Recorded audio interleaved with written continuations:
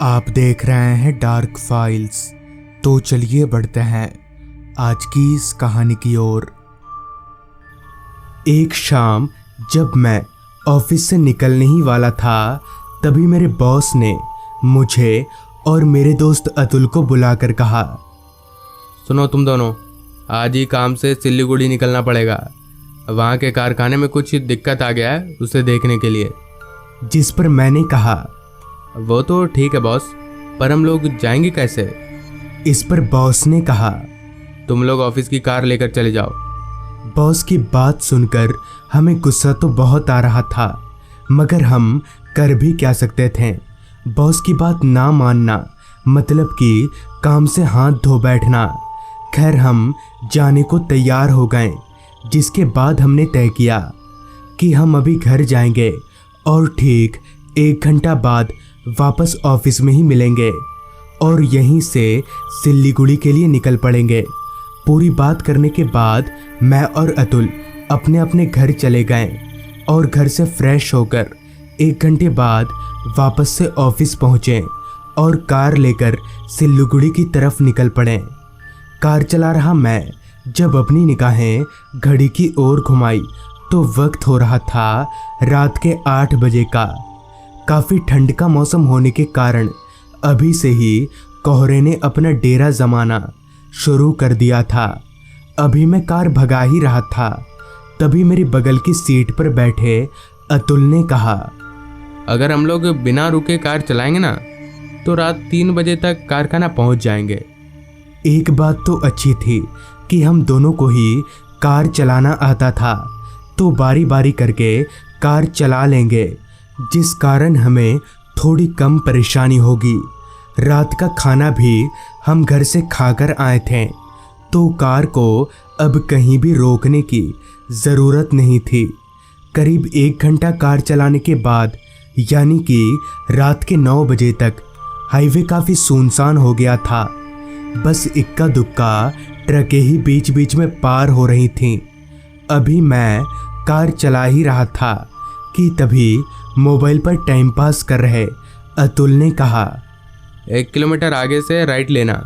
Map बता रहे कि वो रास्ता काफ़ी शॉर्टकट है।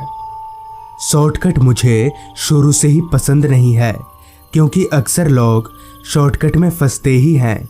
जिस पर मैंने अतुल से कहा, भाई मेन रास्ते से चलते हैं ना, वो क्या है कि शॉर्टकट अच्छा नहीं होता। जिस पर अतुल ने कहा, क्या तू भी बच्चों ऐसी बात करता है? कुछ नहीं होगा, हम लोग जल्दी पहुंच जाएंगे। तू 1 किलोमीटर आगे मोड़ के पास कार रोक, उसके बाद मैं चलाता हूँ। मैंने भी ठीक वैसा ही किया। 1 किलोमीटर आगे जाने के बाद उस मोड़ के पास कार को रोका, जिसके बाद अतुल ने उस शॉर्टकट रास्ते पर कार चलाना शुरू कर दिया।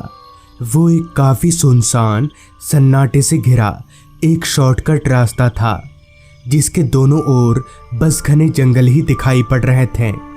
अंधेरा तो इस कदर छाया हुआ था कि हमारी कार की हेडलाइट की रोशनी भी कम पड़ रही थी। अभी मैं चुपचाप ठंड के कारण दुबक कर बैठा हुआ ही था कि तभी अतुल ने ज़ोरदार ब्रेक मारी। अतुल ने इतना ज़ोरदार ब्रेक मारा कि मैं एकदम से हक्का बक्का रह गया और मैंने चिल्लाकर अतुल से कहा, पागल वागल हो गया क्या? बेमतलब का ब्रेक क्यों मार रहा है? मैं ये बोलकर जैसे ही अतुल की तरफ मुड़ा तो उसका चेहरा मानो पूरी तरह से सूख चुका था। जिस पर मैंने अतुल से कहा, क्या हुआ? इतना डरा हुआ क्यों है? जिस पर अतुल ने काफ़ी डरी हुई आवाज़ में कहा, एक बच्चा अचानक हमारी कार के सामने आ गया, मगर वो इंसान नहीं लग रहा था। उसके सर पर 2 सींग भी थे। अतुल की ये बात मुझे थोड़ी अजीब लगी, मगर मैं इस बात को पूरी तरह से नकार भी नहीं सकता था, क्योंकि जब अतुल ने ब्रेक मारा तो मैं सामने नहीं देख रहा था। खैर फिर भी हिम्मत जुटाकर मैं कार से निकला और इधर उधर देखने लगा, मगर मुझे वैसा कुछ दिखा नहीं जैसा अतुल बता रहा था। जिसके बाद मैं वापस कार में आया और हम लोग वापस से आगे बढ़ने लगे। मगर सच में वो रास्ता काफ़ी डरावना लग रहा था। रास्ते के किनारे लंबे लंबे पेड़ उस रास्ते को और भी ज़्यादा डरावना बना रहे थे। अभी अतुल कार भगा ही रहा था, तभी हमें कार के ऊपर एक अजीब सी आवाज़ सुनाई पड़ी, जैसे कोई कार के ऊपर कूद रहा हो। मगर ये कैसे हो सकता है? हमारी कार लगभग 60-70 की स्पीड में चल रही थी, तो कार के ऊपर कौन हो सकता है? अभी हम ये सोच ही रहे थे कि तभी एक बच्चा अचानक ही हमारी चलती कार के छत से कूदकर कार के बोनट पर आकर बैठ गया। हमने जब उस बच्चे की शक्ल की तरफ देखा तो हमारे होश उड़ गए, क्योंकि वो बच्चा कोई इंसानी बच्चा नहीं था। अतुल ने जैसा बताया था वो बच्चा हूबहू उसी तरह दिख रहा था।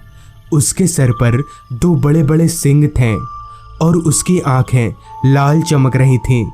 उस राक्षस को देखकर हम दोनों काफ़ी डर गए और अतुल कार को और तेजी से भगाने लगा ताकि वो राक्षस भाग जाए।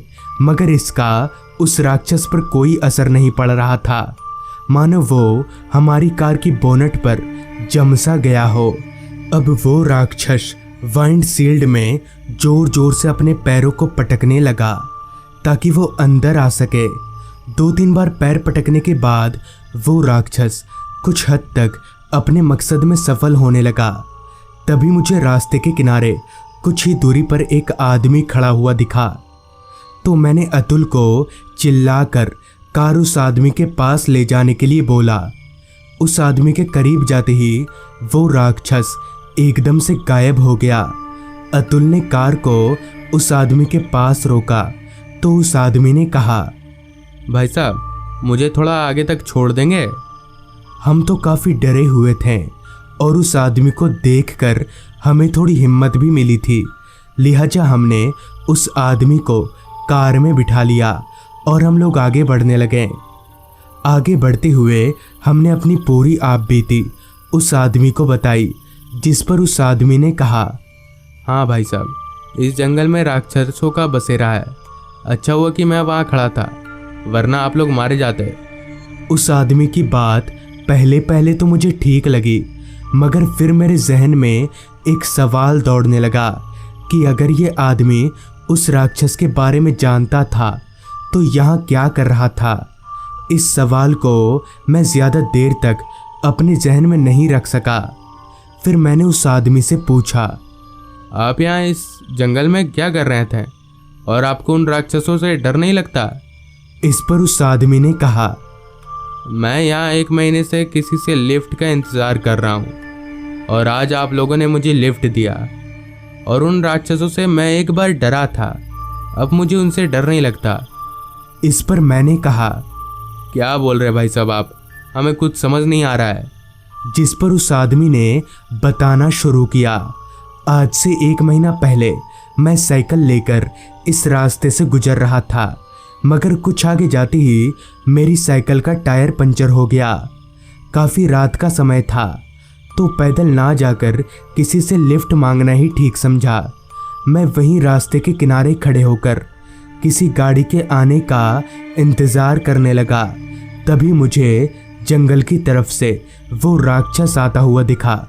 उस भयानक राक्षस को देखकर मैं काफ़ी डर गया और दौड़कर भागने लगा, मगर वो राक्षस भी मेरे पीछे पीछे दौड़ रहा था। मैं इतना डर गया था कि मैंने अपना आपा खो दिया और उधर से आ रही एक ट्रक से जा टकराया और मेरी मौत वहीं हो गई।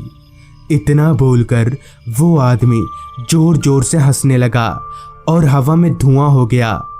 मगर उस रात उस आदमी के चलते ही हमारी जान बच गई। तो दोस्तों, ये थी आज की कहानी। अगर आपको ये कहानी अच्छी लगी हो तो चैनल को सब्सक्राइब कर लें।